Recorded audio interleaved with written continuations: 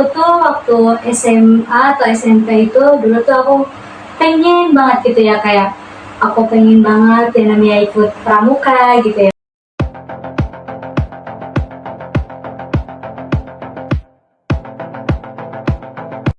Halo, selamat datang Sobat Langit. Selamat datang di podcast Jalur Langit bareng gue Iin. Kita masuk ke episode yang pertama. Di sini kita akan bincang-bincang santai nih terkait tentang hal ketika kita menatap langit dan kapan kita memulai langkah.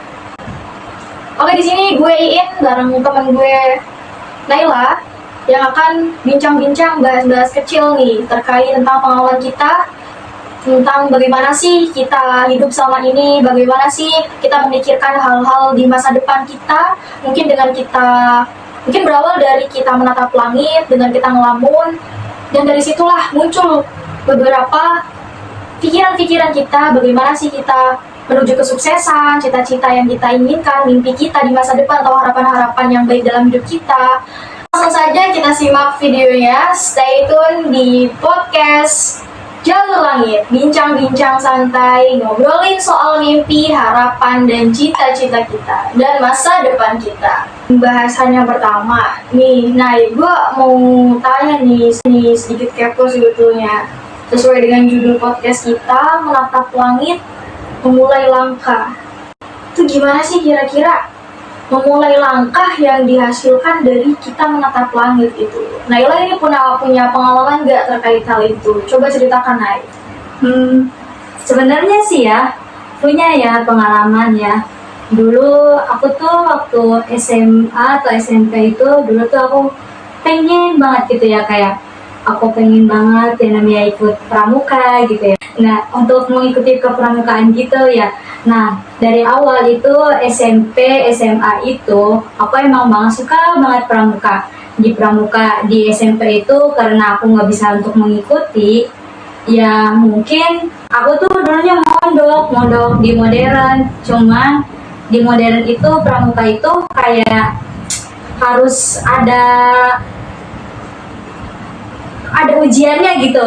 Nah, pas di ujiannya itu aku gagal, kayak aku tuh gak bisa masuk di pramuka itu loh, gak bisa gitu loh. Ya terus kayak ya udahlah gitu ya, mungkin belum jodohnya gitu ya, belum rezekinya gitu ya. Kayak ya udahlah, kayak dibilang sih kayak udahlah pasrah aja dulu gitu ya, mungkin nanti aja ada jalannya gitu ya setelah lulus dari sini gitu ya, atau SMA atau pas kapan lah gitu. Nah, pas di SMA itu aku mondok lagi. Nah, mondoknya itu udah nggak di modern lagi sih, di Cirebon juga, di Buntet. Nah, di Buntet itu pas aku mau mengikuti pramuka itu, aku alhamdulillah bisa mendapatkannya. Cuman aku nggak diridoin sama nyai aku ya, kayak buat apa sih kamu ikut organisasi gitu ya, pulang-pulang gitu ya, pulang sore, pulang ini ya, pulang malam, terus juga harus ikut ngecamp, harus ini gitu kan ya, perempuan pasti ribet kan? Iya, pasti. Iya, kita banyak waktu lah. iya kan, maksudnya pengen gitu ya, nyari pengalaman gitu ya. Nah, pas di situ kayak ya udah patah semangat lagi gitu ya, kayak padahal mah pengen banget gitu ya ikut pramuka, pengen kayak ngajar di suatu tempat, kayak ngajar di sekolah atau gimana gitu. Itu emang impian aku banget gitu loh, pengen banget aku ikut pramuka tuh, pengen banget. Dari SD juga aku emang ikut ya. SD tuh aku dulu ikut, cuman berhenti di pertengahan jalan gara-gara guru pramuka aku itu meninggal, beliau tuh gak bisa melanjutkan. Nah, jadi di pramuka itu udah gak diaktifin lagi dulu gitu ya, sementara gitu. Nah, jadi aku pengen aktifin lagi, cuman di SMP itu aku gagal. Nah, terus di SMA juga aku gagal. Nah, sekarang aku mau mulai langkah lagi di pramuka itu di Winsi Bersenur Jati. Aku udah mulai melangkah di situ. Nah, kira-kira nih selama kamu berusaha untuk mengikuti pramuka di sekolah SMP, di sekolah SMA, ada nggak sih kayak, tadi kan kamu nggak berhasil ya, kamu kan nggak berhasil ketika hal itu menerpa kehidupan kamu lah, nggak hal-hal yang diinginkan sama kamu untuk mengikuti pramuka, untuk aktif, untuk berorganisasi, masuk ke sekolah-sekolah, mungkin ngajarin yang lain. tuh nggak bisa. Nah, ada usaha nggak sih di situ? Ada usaha yang lebih nggak sih yang kamu lakukan ketika ya tidak diizinin kan tadi salah satunya sama ibu nyai gitu kan ya. Di situ apa kira-kira langkah apa yang kamu ambil untuk mengatasi hal itu, kesedihan itulah? Coba ceritakan ya. Baik, langkahnya ya aku tuh awalnya kayak pikir gitu, kayak menatap langit gitu ya, kayak gimana ya aku bisa nggak ya gitu untuk mengikuti organisasi ini gitu ya, tanpa izin sama ibu nyai gitu. Dibilang ibu nyai nggak ridho juga, ya kita juga takutnya kenapa-napa gitu loh, karena ibu nyai udah bilang nggak ridho gitu. Itu kan harus ngikutin apa kata ibu nyai gitu ya, kan ibu nyai itu kan kayak kedua orang tuanya kita gitu ya. Ya udah, jadi kayak bingung aja gitu. Ya udahlah, aku mah pasrah aja, mungkin nanti suatu saat nanti kayak kalau misalnya emang di pramuka itu masih membutuhkan aku, pasti dia bakalan datang gitu. Dan akhirnya aku kuliah, coba menggali organisasi pramuka gitu ya di UIN. Emang ya awal aku maba itu aku nggak tahu kalau misalnya ada organisasi pramuka. Awalnya aku nggak tahu.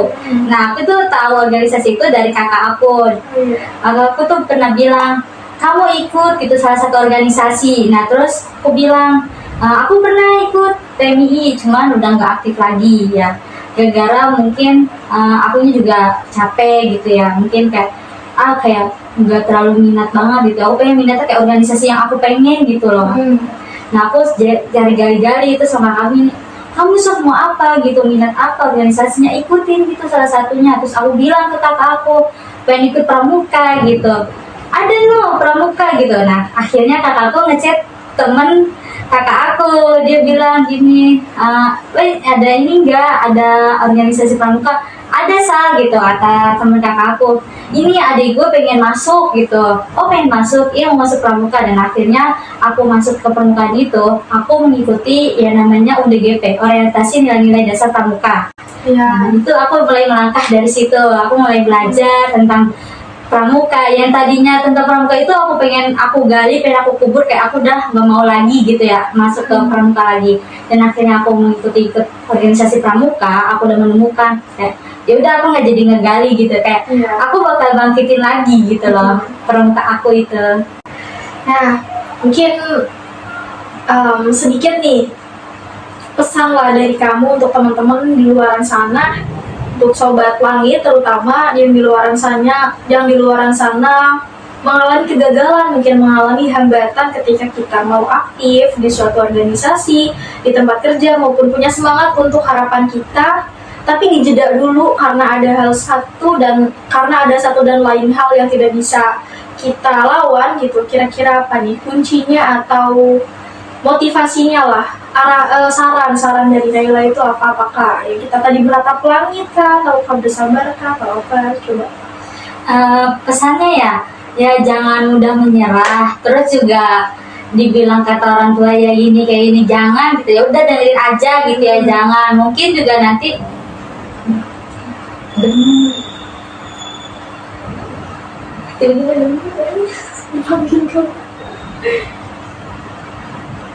nah, jangan mudah menyerah gitu ya. Terus juga kalau orang tua ngomong ya dengerin aja gitu ya.